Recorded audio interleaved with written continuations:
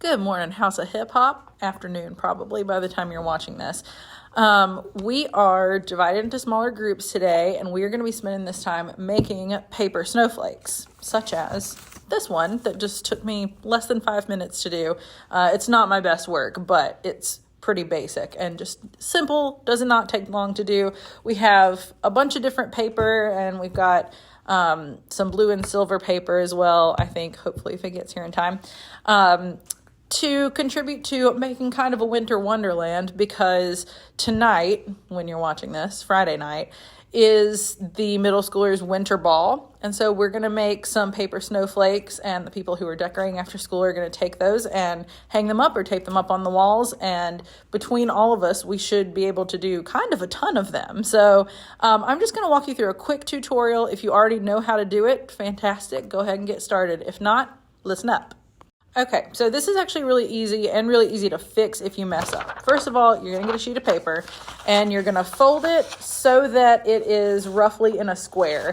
If it's not a perfect square, that's not a huge deal because we can fix that. So you make your first fold like that. And then you're going to either cut or tear that little tail piece off. I'm just going to tear mine, which is probably a mistake, but it's quicker than cutting. So now you have a square of paper. Again, if it's not exactly a square, that's okay. It looks like mine's a little longer than it is wide.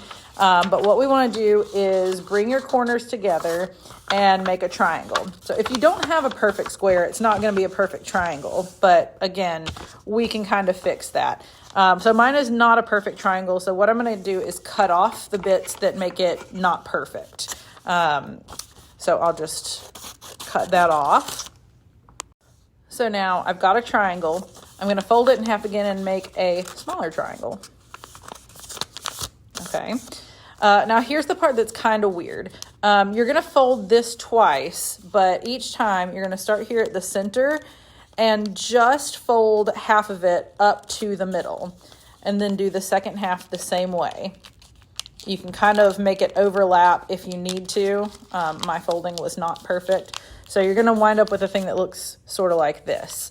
And then, as fancy as that looks, you're going to just cut that end right off. There it is.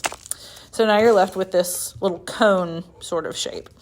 And from there, this is where your design comes in. I've never approached a paper snowflake with a design already in mind. You just kind of go where the wind takes you, however the spirit moves you. You can cut it kind of however. You just want to be sure that you're not cutting too much of this side, the folded side in particular. You don't want to like cut this whole thing out, because there are certain ways that you can cut it that will ruin it. But what you can do is cut some shapes kind of down the middle. Whoop. The more you cut down the middle, honestly, the more kind of elegant it turns out. So I'm going to do a really inelegant one this time. I'm just going to make some little triangles here in the top. This is going to look like a kindergartner made it, and that's okay. And it's completely okay if yours is that way too. You don't want to cut this whole end off here, but you can kind of cut around it. I'm trying my best to show it, but this is a weird way. I've never made any kind of tutorial before today. Oh my God, my first tutorial. Should I become a YouTube star? Probably. So we're just going to cut that. And I kind of cut a lot of my end off there. And that's okay, because what I've come out with, like I said, it would look very elementary, but it's okay. It's a snowflake. So I'm just going to walk you through it one more time, more fast-paced, just so you can see me do one, and I'll make this one a little bit prettier. Take the glasses off for this one. It's a bigger deal. Okay, so I'm going to fold my paper into a square.